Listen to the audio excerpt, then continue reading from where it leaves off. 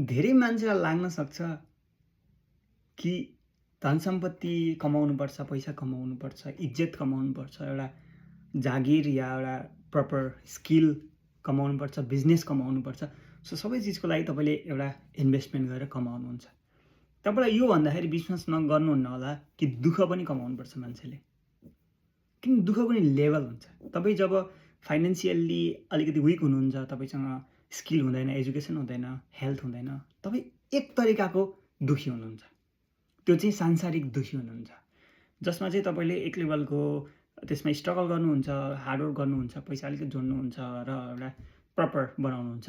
र त्यसपछिको दुःख भनेको वान स्टेप माथिको लेभल अप हुनुभयो, तपाईँले दुःख कमाउनु भयो। अब बल्ल तपाईँको प्रपर तपाईँ त्यो लेभलमा आउनुभयो कि जहाँ चाहिँ ह्युम्यानिटीको दुःख सुरु हुन्छ। त्यो भनेको एउटा मान्छेको मात्र दुःख होइन, त्यो भनेको धेरै मान्छेहरूको पनि त्यही सेम दुःखमै गुज्रिरहेको छन्। त्यो दुःख भनेको एम्प्टिनेस, त्यो दुःख भनेको रेस्टलेसनेस, त्यो दुःख भनेको सबै चिज ठिक छ तर पनि भित्र आफूलाई फिल हुन्छ कि केही पनि ठिक छैन भनेर। अब के गर्नुहुन्छ? सबै चिज पाउनुभयो र तपाईँ पनि भित्रबाट सेटल हुनुभएको छैन कि ल के भयो सबै चिज छ तर यस्तो लाग्छ कि यस्तो केही पनि छैन जस्तो। त्यो बेला अब तपाईँलाई रियलाइज हुन्छ कि पैसा भएर मान्छे धनी हुन रहेछ है भनेर। र तपाईँलाई पहिलोपल्ट तपाईँलाई भित्र एउटा ख्याल आउँछ कि ओहो म त साह्रै नै गरिब रहेछु नि भनेर। जो मान्छेमा पैसा छ त्यसले चाहिँ मसँग रिलेट गर्न सक्नुहुन्छ एक लेभलको कि त्यस्तो हुन्छ होला र अचम्म लाग्छ नि त, तर हुन्छ होइन।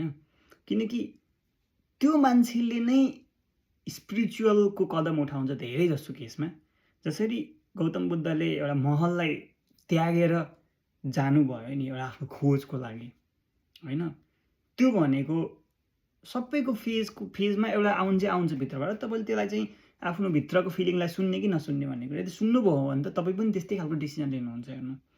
र त्यो भएर जिन्दगी जटिल तरिकाको छ। यसमा हामीले जे देखिन्छ नि त्यो हुँदैन, जो देखिँदैन नि त्यही हुन्छ होइन। यो संसारमा त्यही भएर हामीले संसारलाई माया भन्नुको कारण, एउटा इल्युजन भन्नुको कारण पनि त्यही हो। के भन्दाखेरि यो संसारमा जे तपाईँले देख्नुहुन्छ नि बाहिरबाट त्यो रियालिटीमा हुँदैन। जुन देख्नुहुन्न नि त्यो चाहिँ रियल हुन्छ कि।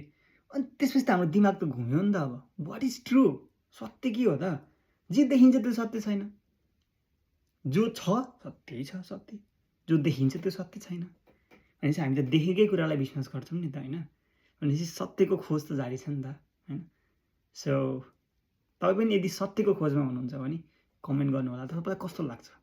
यदि पहिला तपाईँले स्ट्रगल गर्नुभयो र पैसा कमाउनु भयो, त्यो स्ट्रगल गर्दाको दिन र अहिलेमा तपाईँको के खुसी बढेको छ? शान्ति हुनुहुन्छ, तपाईँ शान्त हुनुहुन्छ भित्रबाट? के चाहिँ बढेको छ? तपाईँ साँच्चीकै धनी हुनुभयो कि होइन? खासै धनी जस्तो त लाग्दैन, खै खासै भित्रबाट त्यस्तो फिल त छैन। तपाईँलाई के लाग्छ कमेन्ट गर्नु होला है त।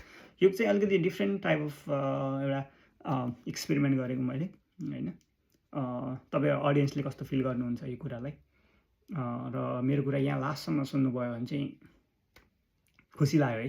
तपाईँलाई यस्तो डिप कुराहरू पनि मानि इन्ट्रेस्ट लाग्दो रहेछ। Okay by.